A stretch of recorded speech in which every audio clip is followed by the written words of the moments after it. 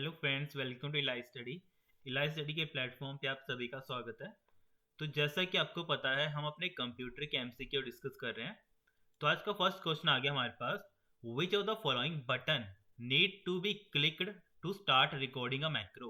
अगर मुझे मैक्रो की रिकॉर्डिंग है, बेसिकली उसको स्टार्ट करना है, तो मैं इनमें से कौन से बटन को क्लिक करूंगा, है ना। तो जब हम रिकॉर्ड मतलब मैक्रो को मुझे रिकॉर्ड करवाना होता है, तो हम कौन सा बटन क्लिक करते हैं? रिकॉर्ड मैक्रो का, है ना। मैक्रो होता क्या एक्चुअल में? मान लो कि मेरे पास कोई रिकॉर्ड है जिसमें मुझे क्या करना है, किसी डाटा को बार बार यूज करना है ना। तो उसको मैं बार बार, इतना मेरे पास टाइम नहीं है कि उसको मैं बार बार लिखूं, सिंपली वो मतलब है। तो मैं करता हूँ उसके लिए एक मैक्रो क्रिएट कर लेता हूँ, ठीक है। तो मान लो मैंने एक एंट्री की, तो उस एंट्री को मैंने क्या किया, रिकॉर्ड कर लिया, ठीक है, जिसको बोलते हैं रिकॉर्ड मैक्रो। कि मैंने उस एंट्री को रिकॉर्ड कर लिया और उसको मैंने सेव कर लिया सिंपली। अब नेक्स्ट टाइम मुझे उसको यूज करना है, उस डाटा को फिर से फिल करना है, तो मैं सिंपली उस मैक्रो पे क्लिक करूंगा, ना कि उस डाटा को फिर से लिखूंगा, ठीक है। तो इसको, उस चीज को हम क्या बोलते हैं? मैक्रो।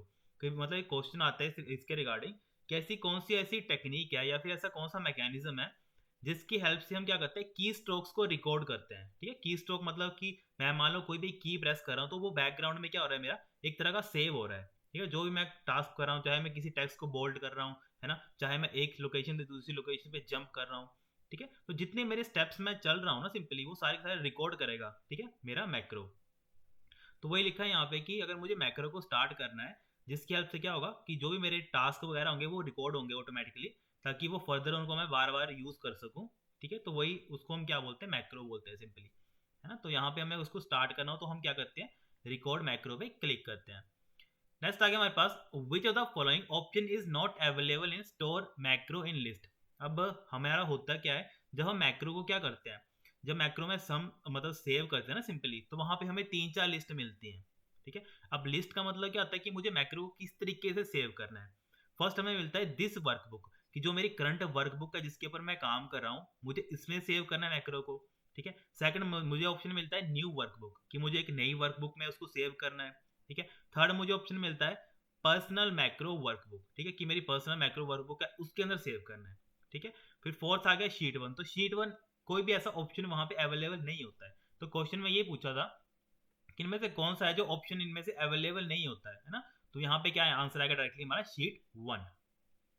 नेक्स्ट क्वेश्चन आ गया, which of the following option tells a summary of macro in a macro dialog box. अब यहाँ पे बोल रहा है कि अगर मुझे समरी कौन बताता है बेसिकली, है ना, समरी कौन बताता है मैक्रो की, ठीक है, मैक्रो डायलॉग बॉक्स के अंदर, ठीक है। तो याद रखना, जो हमारा डिस्क्रिप्शन है बेसिकली, ठीक है, ये बताता है इस चीज को, ठीक है। तो यहाँ पे आया हमारा ऑप्शन में क्या आ गया, सेकंड यहाँ पे करेक्ट आंसर आएगा। फिर नेक्स्ट क्वेश्चन आ गया, the options button in a macro dialog box allow you to, ठीक है। यहाँ पे बोल रहा है कि हमारा ऑप्शंस बटन होता है, वो क्या काम करता है हमारा। फर्स्ट लिखा है चेंज द शॉर्टकट की assigned and edit the description, ठीक है। तो मैक्रो डायलॉग बॉक्स हमें क्या करता है, जो हमारा फर्स्ट ऑप्शन है वही यहाँ पे क्या हमारा करेक्ट आंसर है, चेंज द शॉर्टकट की assigned and edit the description, ठीक है। बाकी ये सारे के सारे काम नहीं होते हैं इसमें। तो यहाँ पे क्या होगा, ऑप्शन हमारा फर्स्ट ही क्या होगा, करेक्ट आंसर आएगा यहाँ पे। नेक्स्ट लिखा है identify the valid macro name, ठीक है। अगर हम मैक्रो बनाते हैं जब, तो हमें क्या मिलते हैं, हमें मैक्रो को कोई नाम देना पड़ता है, ठीक है। तो वही लिखा है बाय डिफॉल्ट क्या होता है, उसका मैक्रो वन होता है सेव बाय डिफॉल्ट। पर यहाँ पे बोला कि जब हमें मैक्रो बनाना होता है तो हम उसके नाम लिखते हैं, ठीक है। तो उसमें से नाम लिखने का करेक्ट सीक्वेंस क्या है, तो हमेशा रखना जब भी हम किसी का नाम लिखते हैं, तो जो हमारी न्यूमेरिक वैल्यूज होती है उनको हम स्टार्टिंग में यूज नहीं करते हैं, ठीक है। तो न्यूमेरिक वैल्यू का ऑप्शन नंबर जो सेकंड और फोर्थ है वो तो पहले कैंसिल हो गया, ठीक है। और सेकंड चीज हमेशा याद में रखना कि हम कभी भी स्पेस नहीं देते हैं, ठीक है। स्पेस ना देकर हम क्या यूज कर सकते हैं, अंडरस्कोर का यूज कर सकते हैं, ठीक है। तो यहाँ पे क्या होगा हमारा जो ऑप्शन, यहाँ पे थर्ड क्या होगा, यहाँ पे करेक्ट आंसर आएगा यहाँ पे। फिर नेक्स्ट क्वेश्चन आ गया, टू क्रिएट अ फॉर्मूला, ठीक है। यहाँ पे अगर मुझे एक फॉर्मूला क्रिएट करना है, यू कैन यूज, हम क्या यूज करेंगे, cell references but not value, की सेल रेफरेंस का यूज करेंगे पर वैल्यूज का यूज नहीं करेंगे। सेकंड लिखा है values but not cell reference, values का यूज करेंगे, सेल रेफरेंसेस का यूज नहीं करेंगे। थर्ड लिखा है वैल्यू एंड सेल रेफरेंसेस, की वैल्यू का यूज भी करेंगे और सेल रेफरेंसेस का यूज भी करेंगे। फोर्थ लिखा है वैल्यूज और cell references although not but at the same time, ठीक है। अब यहाँ पे मुझे अगर फार्मूला बनाना है, तो फॉर्मूले के लिए मुझे सबसे पहले क्या चाहिए, किसी सेल का एड्रेस भी चाहिए, है ना, सेल का एड्रेस चाहिए भी, साथ में सेल की वैल्यू भी चाहिए। तो यहाँ पे क्या होगा, जो हमारा ऑप्शन नंबर सी है वो क्या होगा यहाँ पे हमारा करेक्ट आंसर आएगा। ठीक है, क्योंकि मुझे दोनों की दोनों चीजें चाहिए, ऐसा नहीं बोल सकता कि मुझे सिर्फ सेल रेफरेंस चाहिए, उसकी वैल्यू नहीं चाहिए, है ना। तो मुझे क्या चाहिए, ये दोनों की दोनों वैल्यूज चाहिए। तो यहाँ पे ऑप्शन नंबर सी क्या होगा, करेक्ट आंसर आएगा। नेक्स्ट लिखा है how we can edit content in a cell. अगर मुझे सेल के कंटेंट है या फिर कोई भी डाटा है उसको एडिट करना है तो हम कौन सी शॉर्टकट की का यूज करते हैं। सिंपली फर्स्ट लिखा है हम F2 का यूज करेंगे। सेकंड लिखा है प्रेसिंग एन एरो की, हम क्या करेंगे, एरो की का यूज करेंगे। ठीक है, फिर नेक्स्ट लिखा है क्लिकिंग द सेल, कि हम क्या करेंगे, सेल्स के ऊपर क्लिक करेंगे। ठीक है, तो याद रखना जब भी हम इसके रिगार्डिंग पढ़ते हैं तो हम क्या बोलते हैं, हमें सिंपल F2 को प्रेस करना है। ठीक है, तो यहाँ पे क्या होगा, हमारा ऑप्शन वो फर्स्ट होगा, ये क्या होगा, करेक्ट आंसर आएगा। फिर नेक्स्ट क्वेश्चन आ गया हमारे पास, which of the following is a popular DOS based spreadsheet package. ठीक है, डोस बेस्ड स्प्रेडशीट पैकेज इनमें से कौन सा है। तो हमें पता है कौन सा, यहाँ पे लोटस 123 क्या है, हमारा डोस बेस्ड एक पॉपुलर पैकेज है। ठीक है, और इसकी एक्सटेंशन क्या होती है, बाय डिफॉल्ट डॉट 123 ही क्या होती है, इसकी एक्सटेंशन भी होती है ना। अगर पूछ लेते हैं कि हमारा वर्ड का जो है फर्स्ट कौन था, ठीक है, फर्स्ट कौन था हमारा, विजी कैल्क करके था, है ना। तो ये सारी कुछ इंपॉर्टेंट की पॉइंट्स हैं, इनको याद रखना। नेक्स्ट आ गया, you can convert existing Excel worksheet data on chart to an HTML document. ठीक है, अब क्या करना है मुझे, कोई मेरे पास एक वर्कशीट का डाटा है। ठीक है, ठीक है, वर्कशीट का मतलब बेसिकली मेरे पास चार्ट है वर्कशीट के, अगर मुझे उनको क्या कन्वर्ट करना है, HTML डॉक्यूमेंट में कन्वर्ट करना है ना, तो मैं किसका यूज करूंगा। ठीक है, तो इसमें फर्स्ट ऑप्शन लिखा है इंपोर्ट विजार्ड का यूज करूंगा। सेकंड लिखा है इंटरनेट असिस्टेंट विजार्ड का यूज करूंगा। थर्ड लिखा है FTP विजार्ड का यूज करूंगा। फोर्थ लिखा है इंट्रानेट विजार्ड का। ठीक है, तो यहाँ जब भी हमें किसी वर्कशीट के डाटा को या फिर उसके चार्ट्स को HTML डॉक्यूमेंट में क्या करना है, कन्वर्ट करना है ना, तो हम किसका यूज करते हैं, इंटरनेट असिस्टेंट विजार्ड का। तो यहाँ पे आएगा option number second correct answer. Next आ गया हमारे पास, each Excel file is called a workbook. अब बोला है कि हर एक एक्सेल की जो एक फाइल है उसको हम वर्कबुक क्यों बोलते हैं। अब वर्कबुक में क्या होता है, बाय डिफॉल्ट 3 वर्कशीट्स होती हैं, तो हम बोल सकते हैं ना कि वर्कबुक क्या होगा, कलेक्शन ऑफ वर्कशीट्स, है ना। तो सिंपल वही लिखा है यहाँ पे, it can contain many sheets including worksheet and chart sheet. ठीक है, जो हमारा वर्कबुक होता है इसमें क्या होती है, हमारे पास वर्कशीट्स भी होती हैं, साथ में साथ चार्ट शीट्स भी होती हैं। तो यहाँ पे क्या है, हमारा जो हमारा फर्स्ट ऑप्शन है वही क्या है, यहाँ पे करेक्ट आंसर है। फिनेक्स लिखा है status indicator are located on. जो हमारे स्टेटस इंडिकेटर होते हैं वो कहाँ पे लोकेटेड होते हैं उसके बारे में पूछा है। फर्स्ट लिखा है यहाँ पे फॉर्मेटिंग टूल बार के ऊपर, सेकंड लिखा है हॉरिजॉन्टल स्कोर बार के ऊपर, थर्ड लिखा है फॉर्मूला बार के ऊपर और फोर्थ लिखा है वर्टिकल स्कोर बार के ऊपर। तो यार हाँ, जब ये स्टेटस इंडिकेटर की बात आती है तो ये कहाँ होता है, हमारे पास फॉर्मूला बार के ऊपर। तो यहाँ पे क्या ऑप्शन नंबर हमारा थर्ड आएगा करेक्ट आंसर। फिर नेक्स्ट आ गया, you can use the format painter. ठीक है, अब यहाँ पे बोल रहा है कि मैं क्या कर रहा हूँ, फॉर्मेट पेंटर का यूज कर रहा हूँ सिंपली। तो यहाँ पे लिखा है multiple time before U turn it of. अब मुझे क्या करना है, फॉर्मेट पेंटर को मल्टीपल टाइम उसको यूज करना है।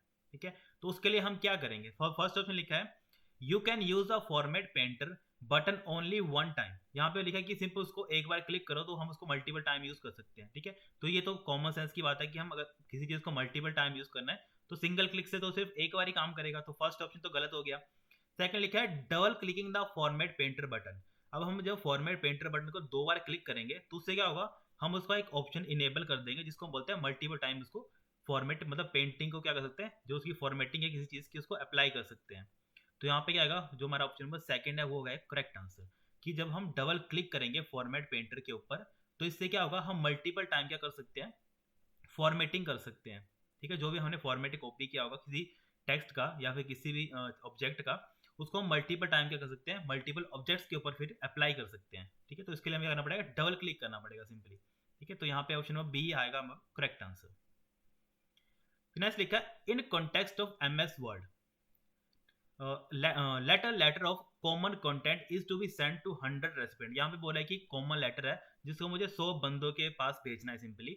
If address of individual recipient is to be added in each letter. अब यहाँ बोला है कि हर एक जो लेटर होगा उसमें हर एक बंदे का डाटा मुझे ऐड करना है अलग अलग। ठीक है, वी विल यूज, तो हम क्या यूज करेंगे। ठीक है, तो हम MS वर्ड में एक कंसेप्ट पढ़ते हैं मेल मर्ज का, है ना। मेल मर्ज में क्या होता है, एक तो हमें जो जिस डॉक्यूमेंट जो हमें सेंड करना है वो चाहिए, साथ में डाटा सोर्स चाहिए होता है है ना। डाटा सोर्स का मतलब क्या है, जैसे मान लो किसी पर्सन का डाटा अलग गया है, दूसरे पर्सन का डाटा अलग गया है, तो मुझे वो यूज़ करना पड़ता है। तो इन दोनों चीज़ों की हेल्प से हम क्या करते हैं, मेल मर्ज अप्लाई करते हैं, है ना। तो यहाँ पे सिंपली अगर मुझे एक लेटर को, मतलब मेल मर्ज का कंसेप्ट ये होता है कि अगर मुझे एक डॉक्यूमेंट को मल्टीपल पर्सन में भेजना है तो हम इस कंसेप्ट का यूज़ करते हैं, मेल मर्ज का, ठीक है। मेल मर्ज ऑप्शन हमें मिलता है MS वर्ड के अंदर, तो ठीक है, इसको हम यूज़ करते हैं। तो यहाँ पे ऑप्शन नंबर क्या आएगा, बी आएगा करेक्ट आंसर। नेक्स्ट आ गया, in MS power point multiple slides पर पेज आर प्रिंटेड यूजिंग। अगर मुझे मल्टीपल स्लाइड्स को एक पेज के ऊपर प्रिंट करना है तो हम कौन सा ऑप्शन इनेबल करते हैं, हैंड आउट्स का, ठीक है। तो यहाँ पे क्या आएगा ऑप्शन हमारा सी करेक्ट आंसर, ठीक है। इसके अलावा पूछते हैं कि अगर हमें अपनी जो स्लाइड्स हैं उनको क्या करना होता है, मतलब डिस्ट्रीब्यूट करना होता है सिंपली, तो हम कौन सा ऑप्शन पे क्लिक करते हैं सिंपली, तब भी आता है हमारा हैंड आउट्स आंसर, ठीक है। तो यहाँ पे ऑप्शन नंबर सी आएगा करेक्ट आंसर। नेक्स्ट लिखा है, when a new MS PowerPoint presentation is open, tab available on left panel, ठीक है। अब यहाँ पे बोलने का मतलब जब हम प्रेजेंटेशन ओपन करते हैं तो हमारे लेफ्ट साइड पे कौन से पैनल जो ओपन होते हैं, पैनल जो ओपन होते हैं, फर्स्ट लिखा है स्लाइड एंड नोट्स ओपन होते हैं, सेकंड लिखा है स्लाइड एंड आउटलाइन ओपन होते हैं, थर्ड लिखा है यहाँ पे आउटलाइन एंड नोट्स ओपन होते हैं, फोर्थ लिखा है स्लाइड आउटलाइन और नोट्स ओपन होते हैं, ठीक है। तो लेफ्ट हैंड साइड में याद रखना हमारे क्या हमेशा इनेबल मिलते हैं हमें, स्लाइड्स एंड आउटलाइन। तो यहाँ पे क्या आएगा ऑप्शन हमारा बी क्या होगा, करेक्ट आंसर होगा, ठीक है। ये इंपॉर्टेंट है, इस चीज को याद रखना। नेक्स्ट आ गया, formula for addition of cell. अब मुझे क्या करना है, ऐड करना है, सेल्स के अंदर डाटा है, ठीक है, उसकी रेंज रखी है A1 से लेकर A10 तक, ठीक है। तो उसके लिए मुझे कौन सा बेसिक पूछा है कि कौन सा हम फॉर्मूला यूज करेंगे, है ना। तो एडिशन के लिए हम क्या यूज करते हैं, सम फंक्शन का यूज करते हैं, ठीक है। अब मेन बात आ गई कि हमें उसके रेंज देनी है, तो रेंज हम किस में देते हैं, हमेशा कॉलम्स में देते हैं, ठीक है। A1, ठीक है, A1, ठीक है, फर्स्ट कॉलम मतलब फर्स्ट सेल का एड्रेस आ गया, फिर लास्ट सेल का एड्रेस कितना A10, तो A1 कॉलन A10। तो यहाँ पे क्या होगा हमारा फर्स्ट आंसर क्या होगा, यहाँ पे करेक्ट आंसर आएगा। फिर नेक्स्ट आ गया, box the identifies the patterns and colors that are assigned to data series or character categories in a chart created in MS Excel is called, ठीक है। और ये मोस्ट इंपॉर्टेंट क्वेश्चन है, ये पूछता है कि ऐसा कौन सा बॉक्स है जो आइडेंटिफाई करता है पैटर्न्स को और उसके कलर्स को, ठीक है, जो हम किसी डाटा सीरीज या फिर किसी कैटेगरी में देते हैं, किसके अंदर, चार्ट के अंदर, ठीक है। तो ये किसके अंदर आता है, ये किसका, ये कौन सा कंसेप्ट आता है, ये आता है लीजेंड का, ठीक है। लीजेंड एक ऐसा बॉक्स है जो पैटर्न और कलर को क्या करता है, असाइन करता है विद डाटा सीरीज या फिर उनकी कैटेगरी क्या है। तो यहाँ पे क्या होगा ऑप्शन नंबर हमारा फर्स्ट है, वो क्या है यहाँ पे करेक्ट आंसर है। फिर नेक्स्ट क्वेश्चन आ गया हमारे पास, MS Excel function to return the acquired interest for a security that pays interest at maturities, ठीक है। अगर मुझे मतलब कोई चीज, जैसे मान लो हम क्या करते हैं, मेच्योरिटी मतलब किसी पर्टिकुलर टाइम तक जो हम जो हमारा अमाउंट है वो क्या मेच्योर हो रहा है, तो उस पे जो हमारा इंटरेस्ट मिलता है तो उसको किस फॉर्मूला की हेल्प से हम निकालते हैं वो पूछा है, ठीक है। तो फर्स्ट लिखा है DDB, तो यहाँ पे ये गलत है। सेकंड आ गया हमारे पास ACCRINTM, तो जो ये फॉर्मूला होता है हमारे पास ACCRINTM, इसकी हेल्प से हम क्या करते हैं, बेसिकली जो भी हमारा इंटरेस्ट मिलता है हमें मेच्योरिटी लेवल पे उसको इवेल्युएट करती हैं, ठीक है। तो यहाँ पे क्या आएगा ऑप्शन नंबर बी हमारा करेक्ट आंसर आएगा। नेक्स्ट क्वेश्चन आ गया, which of the following is not valid data type in MS Excel। MS Excel में इनमें से कौन सा वैलिड डाटा टाइप नहीं है, number, character, date and time या फिर लेबल, ठीक है। तो लेबल कोई हमारा डाटा टाइप नहीं है, बाकी सारे के सारे क्या हमारे पास एक डाटा टाइप है। तो यहाँ पे क्या आएगा option number third correct answer. Next question आ गया, which option on the custom animation task pane allow you to apply a preset or custom motion path। अगर मुझे प्रीसेट और कस्टम मोशन पाथ को क्या करना है, अप्लाई करना है, तो मैं किसके ऊपर जाऊंगा, ठीक है। तो ये हमें कहाँ मिलते हैं, सारे के सारे एड इफेक्ट के अंदर। यहाँ सिंपली क्या होगा हमारा ऑप्शन नंबर फर्स्ट ही क्या होगा यहाँ पे करेक्ट आंसर आएगा। नेक्स्ट आ गया, slide show options available to the presenter include all the following except, ठीक है। यहाँ पे हो रहा है कि जो स्लाइड शो ऑप्शंस होते हैं अवेलेबल होते हैं प्रेजेंटर को, ठीक है, include all of the following accept, मतलब ये सारे सारे मिलते हैं, पर इनमें से जो एक ऑप्शन है वो अवेलेबल नहीं होता है। कौन सा नहीं होता है, फर्स्ट लिखा है ट्रांजिशन कमांड, ठीक है। तो यहाँ पे जो फर्स्ट ऑप्शन है वही क्या है यहाँ पे इसका करेक्ट आंसर, कि उसको जो भी हम प्रेजेंटर होता है जो उस चीज को प्रेजेंट करता है ना, उसको ट्रांजिशन कमांड से मिलती है, बाकी सारी की सारी चीजें मिलती हैं। तो यहाँ पे क्या है हमारा फर्स्ट ऑप्शन क्या है करेक्ट आंसर है। उसको स्पीकर नोट में मिलते हैं, मीटिंग रिमाइंडर कमांड भी मिलता है, नेविगेशन कमांड भी मिलते हैं, पर जो ट्रांजिशन कमांड होते हैं वो अवेलेबल नहीं होते उस टाइम पे। तो यहाँ पे आता है ऑप्शन नंबर फर्स्ट ही क्या है करेक्ट आंसर। नेक्स्ट आ गया which of the following provides a printed copy of your presentation. अगर मुझे प्रिंटेड कॉपी ऑफ प्रेजेंटेशन की देनी है तो वो कौन प्रोवाइड करेगा? Outline, speaker note, audience hand out या फिर ऑल ऑफ द अबव। ठीक है, तो अभी हमने पहले ही पढ़ा कि मैंने अभी रिसेंटली बोला भी था कि जब भी हमें प्रिंटेड कॉपीज देनी है तब भी हम किसका यूज करते हैं? हैंड आउट्स का। ठीक है, तो यहाँ पे आएगा ऑडियंस हैंड आउट्स। नेक्स्ट आ गया which of the following will not advance the slides in a slide show view. ठीक है, यहाँ पे बोल रहा है कि इनमें से कौन सा ऐसा एडवांस है, ठीक है, मतलब इनमें से कौन सा ऐसा व्यू है जो करता है हमें advance the slide in a slide shorter view. ठीक है, मतलब नहीं करता है एडवांस स्लाइड्स को। तो यहाँ पे फर्स्ट ऑप्शन लिखा है माउस बटन, सेकंड लिखा है स्पेस बार, थर्ड लिखा है एंटर, फोर्थ लिखा है एस्केप की। ठीक है, अब इसके बोलने का मतलब सिंपल बताऊं क्या, जब हम मान लो एक मेरी स्लाइड अभी चल रही है, अब मैं एक स्लाइड से दूसरी स्लाइड पे मतलब नहीं जाना चाहता हूँ। ठीक है, सिंपली मुझे उससे बाहर निकलना है। नॉट एडवांस का मतलब है कि मैं उसके आगे नहीं जाना चाहता हूँ, सिंपली मुझे उससे मतलब जो प्रेजेंटेशन चल रही है मुझे उससे बाहर निकलना है। तो हम किस की का यूज करेंगे? शॉर्टकट की का, है ना। तो हम यूज करते हैं एस्केप की का। ठीक है, तो यहाँ पे सिंपली क्या आएगा ऑप्शन नंबर डी। क्वेश्चन थोड़ा घुमा के पूछा है पर आंसर इसका बिल्कुल मतलब इसको तो डिकोड करोगे, मतलब क्वेश्चन को डिकोड करोगे तो आंसर काफी सिंपल है इसका कि हम एडवांस का मतलब कि हम मुझे आगे नहीं जाना है ना, किसी स्लाइड के आगे नहीं जाना है, मतलब मुझे एक स्लाइड से दूसरी स्लाइड पे नहीं जाना है, मुझे बस बाहर निकलना है उससे। तो हम सिंपली यूज करते हैं एस्केप की का। नेक्स्ट आ गया a new presentation can be created from. बोल रहा है कि एक नई प्रेजेंटेशन है वो कहाँ से क्रिएट होती है, और क्वेश्चन घुमा के ये भी आता है how many ways you can create a presentation, कि हम एक प्रेजेंटेशन को कितने तरीके से बना सकते हैं। ठीक है, चाहे वो प्रेजेंटेशन हो चाहे वो MS वर्ड का डॉक्यूमेंट हो, तो इनको हम मेनली 3 तरीके से बना सकते हैं। ठीक है, फर्स्ट आता है ब्लैंक प्रेजेंटेशन बना लो या फिर ब्लैंक डॉक्यूमेंट बना लो अगर हम वर्ड की बात करते हैं।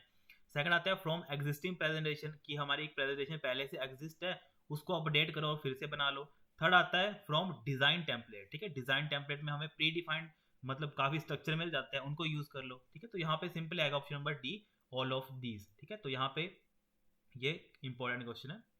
नेक्स्ट आ गया the box on the chart that contains the name of each individual record.